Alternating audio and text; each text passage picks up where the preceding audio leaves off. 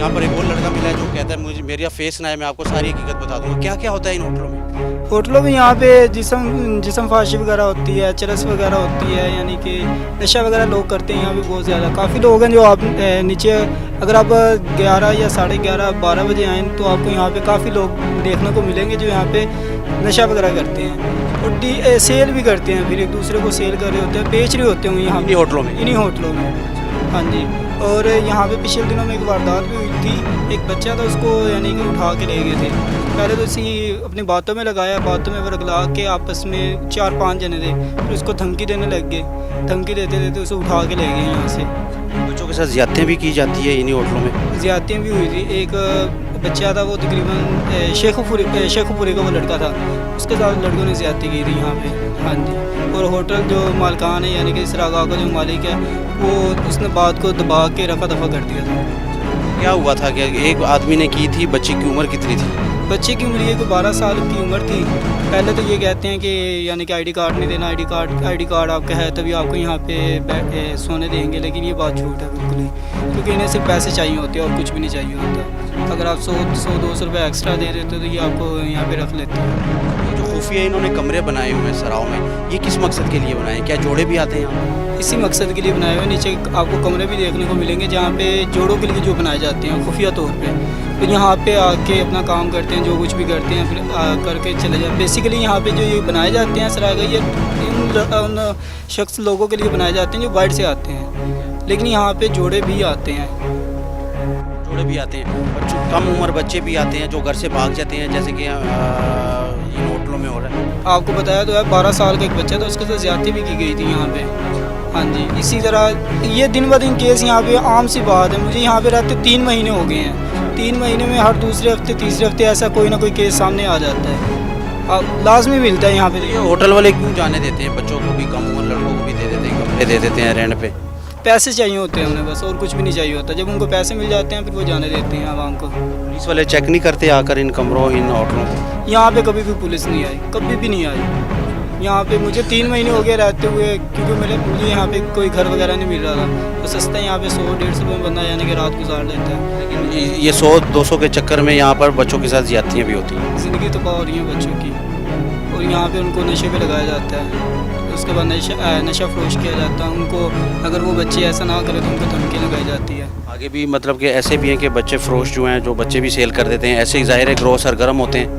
ज़ाहिरी बात है, जो बच्चों को लेके चले जाना आगे जाकर उनके साथ क्या पता क्या होने वाला है, आगे कोई पता नहीं। उन लोगों को उन बच्चों को बेच दिया जाता है या उनके जिस्म के हिस्से को निकाल के आगे बेच दिया जाता है। यहाँ पे तकरीबन 3 महीने हो गए, 2 महीने हो गए। यहाँ पे एक बच्चा था, अली नाम था उसका, मेरे साथ यहाँ पे मेरे साथ ही आया था।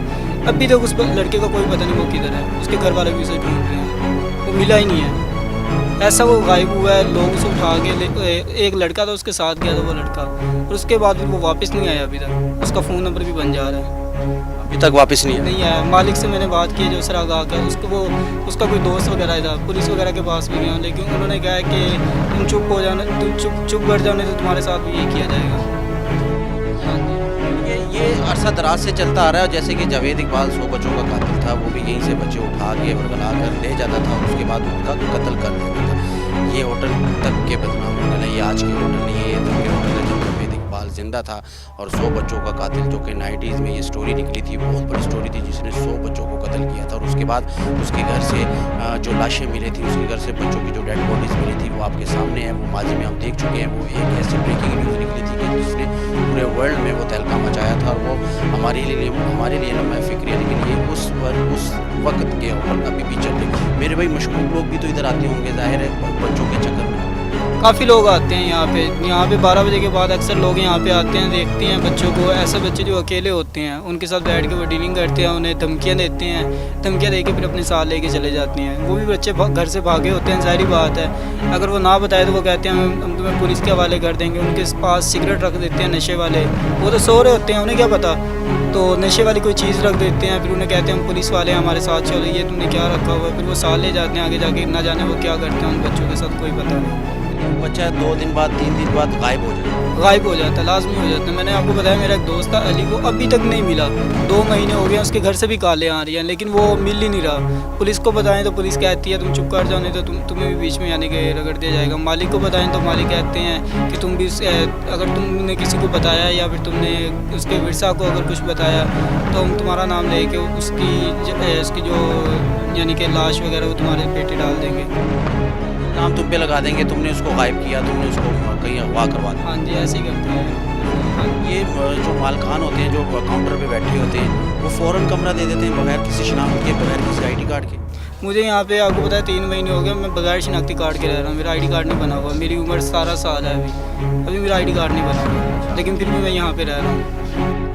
कितने कमरे हैं यहाँ पर? तो 4 पहिए हैं। आप दूसरी स्क्रीन पे आप देख सकते हैं विंडो में। अगर मैं अपने प्रोड्यूसर को बोलूँ कि ये ज़रा नज़ारा दिखाओ, जिस तरह हम लोग आए हैं, जिस तरह हम आपको दिखा रहे हैं, ये पूरा का पूरा एक नज़ारा है। और यकीन करें ऐसी तस्वीरें मैंने पहले कभी नहीं देखी जो कि आज मैं आपको दिखा रहा हूँ। वो पुरानी कहानी जो जावेद इकबाल छोड़ गया था वो आज भी ज़िंदा है। वो कहीं ना कहीं पर ज़िंदा है, वो कहीं ना कहीं पर उसकी झलक नज़र आती है। वो बच्चे भी नज़र आते हैं, वो बच्चे गायब होते हुए भी नज़र आते हैं, वो बच्चे पकड़े जाते हुए भी नज़र आते हैं। अच्छा, ये तो इन्होंने खुफिया खाने भी बनाए हुए हैं, खुफिया अंदर तहखाने भी हैं और बड़े पुरस्कार किस्म के कमरे हैं।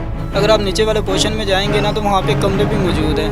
अब इनसे बंदा ये पूछे ये कमरे किस लिए बनाए हुए हैं। ज़ाहिर बात है वहाँ पे जोड़े आगे रहते हैं, जोड़े आगे अपना काम करते हैं, उनके वो अलग चार्जेस लेते हैं। और खुफिया भी इन्होंने एक पूरा तहखाना बनाया हुआ है बाकायदा। वहाँ पे ये लोग ऐसे लोगों को रखते हैं जो मंशियात फरोश होते हैं, जो डीलर होते हैं, जो मशकूक होते हैं, इस तरह के लोग वहाँ पर जाके रह रहे होते हैं। हाँ जी,